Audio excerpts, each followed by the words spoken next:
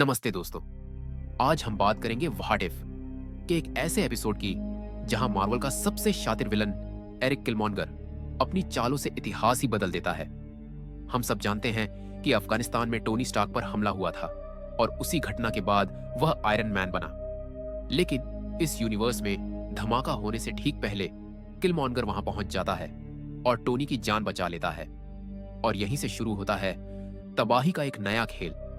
कहानी की शुरुआत वहीं से होती है जहां टोनी स्टार्क की गाड़ी पर हमला होता है। लेकिन इससे पहले कि 10 रिंग्स के आतंकी टोनी को पकड़ पाते, किलमॉन्गर वहां एंट्री मारता है और अकेले ही सबको ढेर कर देता है। टोनी सुरक्षित अमेरिका वापस लौट आता है। वह किलमॉन्गर को अपना रक्षक मानता है और उसे अपनी कंपनी का चीफ ऑपरेटिंग ऑफिसर बना देता है। इसका मतलब साफ है, इस दुनिया में टोनी कभी गुफा में फंसा ही नहीं और इसलिए उसने कभी आयरन मैन का सूट भी नहीं बनाया। अगले सीन में किलमॉन्गर टोनी को उकसाता है कि उन्हें एक ऐसी रोबोटिक आर्मी बनानी चाहिए जो इंसानी सैनिकों की जगह ले सके। दोनों मिलकर लिबरेटर ड्रोन तैयार करते हैं, लेकिन इन ड्रोन को चलाने के लिए एक बेहद शक्तिशाली ऊर्जा स्रोत चाहिए। यहीं किलमॉन्गर सुझाव देता है वाइब्रेनियम का और वह कहता है कि यह वाइब्रेनियम वह ब्लैक मार्केट डीलर यूलिसिस क्लो से दिलवा सकता है। अब कहानी एक खतरनाक मोड़ लेती है। टोनी अपने दोस्त जेम्स रोड्स यानी रोडी को वाइब्रेनियम खरीदने के लिए भेजता है। उसी जगह वाकांडा के राजकुमार टी चाला यानी ब्लैक पैंथर भी पहुंचते हैं ताकि अपनी चोरी हुई वाइब्रेनियम वापस ले सकें। और तभी किलमॉन्गर वहां आता है, लेकिन मदद करने के लिए नहीं बल्कि धोखा देने के लिए।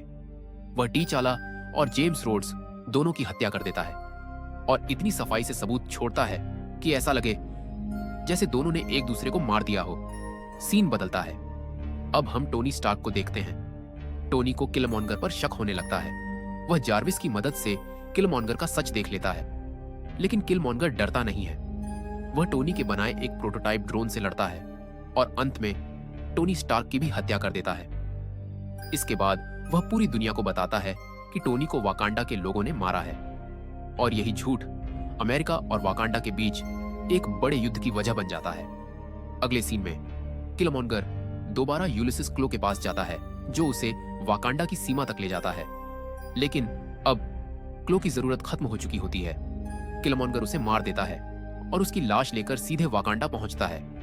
वह राजा टी चाका को बताता है कि उसने चोर क्लो को मार दिया और टी चाला की मौत का बदला ले लिया है। राजा उसकी बातों में आ जाते हैं और किलमॉन्गर को वाकांडा की सेना का हिस्सा बना लेते हैं। अब आता है फाइनल वॉर।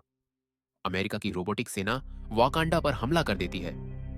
किलमॉन्गर जानबूझकर इन रोबोट्स को वाकांडा की सुरक्षा शील्ड के अंदर आने देता है ताकि वह अपनी बहादुरी साबित कर सके। वह वाकांडा के सैनिकों के साथ मिलकर उन्हीं ड्रोन को तबाह कर देता है जिन्हें उसने खुद डिजाइन किया था। अब वाकांडा की नजरों में किलमॉन्गर एक हीरो बन चुका होता है।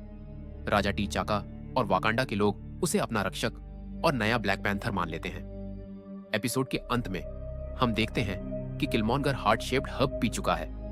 वह आधिकारिक तौर पर नया ब्लैक पैंथर बन जाता है और सिंहासन पर बैठ जाता है। लेकिन कहानी यहां खत्म नहीं होती।